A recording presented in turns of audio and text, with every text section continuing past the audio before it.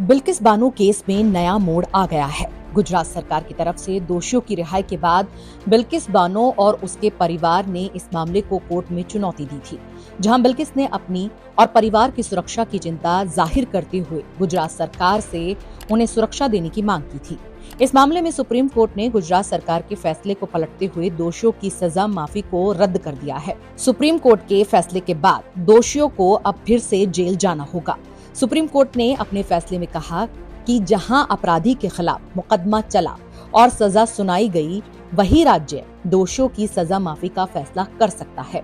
Supreme court ने कहा कि दोषियों की सजा माफी का फैसला गुजरात सरकार नहीं कर सकती, बल्कि महाराष्ट्र सरकार इस पर फैसला करेगी। गौरतलब है कि बिल्किस बानो मामले की सुनवाई महाराष्ट्र में हुई थी। गुजरात के गोधरा में उम्र कैद की सजा काट रहे 11 दोषियों को 15 अगस्त 2022 को रिहा कर दिया गया था।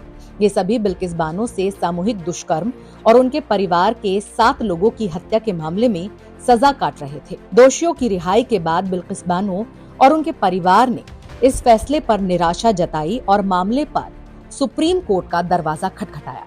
इस केस में अब बिल्किस बानो के पक्ष में फैसला आया है। सर्वोच्च न्यायालय ने गुजरात सरकार के फैसले को पलटते हुए सभी दोषियों की सजा में मिली छूट को रद्द कर दिया है। आपको याद दिला दें कि पूरा मामला क्या था। दरअसल 27 फरवरी 2002 को साबरमती एक्सप्रेस में गोधरा स्टेशन के पास आग लग गई थी। इस घटना में अयोध्या से लौट रहे 49 श्रद्धालुओं की मौत हो गई। घटना के चलते गुजरात में दंगे भड़क उठे। दंगों की आग 3 मार्च 2002 को बिल्किस के परिवार तक पहुंच गई।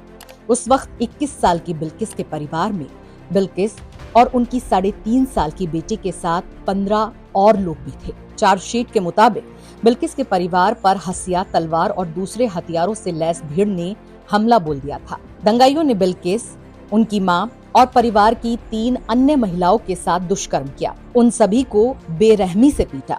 हमले में परिवार के 17 में से 7 सदस्यों की हत्या हो गई थी। 6 लापता हो गए थे।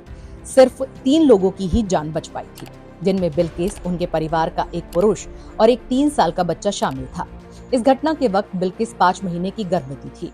दंगाइयों की हैवानियत के बाद बिल्किस करीब 3 घंटे तक बेसुध रही। दंगाई उन्हें भी मरा हुआ समझकर छोड़ गए थे।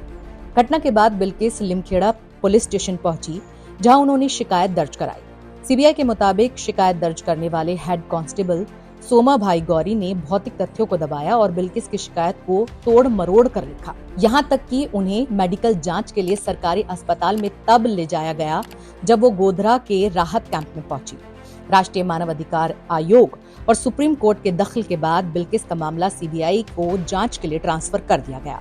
मामले का ट्रायल शुरू हुआ तो बिल्किस बानो को जान से मारने की धमकी मिलने लगी, जिसके बाद ट्रायल को महाराष्ट्र शिफ्ट कर दिया गया। मुंबई की कोर्ट में 6 पुलिस अधिकारियों और 1 डॉक्टर समेत कुल 19 लोगों के खिलाफ आरोप दायर हुए। जनवरी 2008 में एक विशेष अदालत ने 11 आरोपियों को दुष्कर्म, हत्या, गैर कानूनी रूप से इकट्ठा होने समेत अन्य धाराओं में दोषी ठहराया गया। वहीं बिल्किस की रिपोर्ट लिखने वाले हेड कांस्टेबल को कोर्ट ने आरोपियों को बचाने के लिए गलत रिपोर्ट लिखने का दोषी पाया था, जबकि 7 अन्य आरोपियों को सबूतों के अभाव में बरी कर दिया गया। वहीं एक आरोपी की ट्रायल के दौरान मौत हो गई थी। 11 दोषियों में से एक राधे श्याम शाह ने सुप्रीम कोर्ट में सजा माफी के लिए याचिका दायर की थी। कोर्ट ने गुजरात सरकार को याचिका पर फैसला लेने को कहा।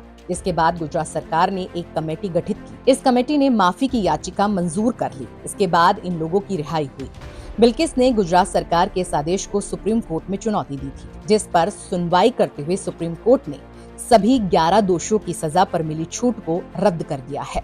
सुप्रीम कोर्ट का ये फैसला बिल्किस बानो के लिए तो राहत की खबर है ही, उन लोगों के मुंह पर तमाचा भी है जो दंगाइयों के पक्ष में थे और उनकी रिहाई पर फूल मालाओं से स्वागत कर रहे थे।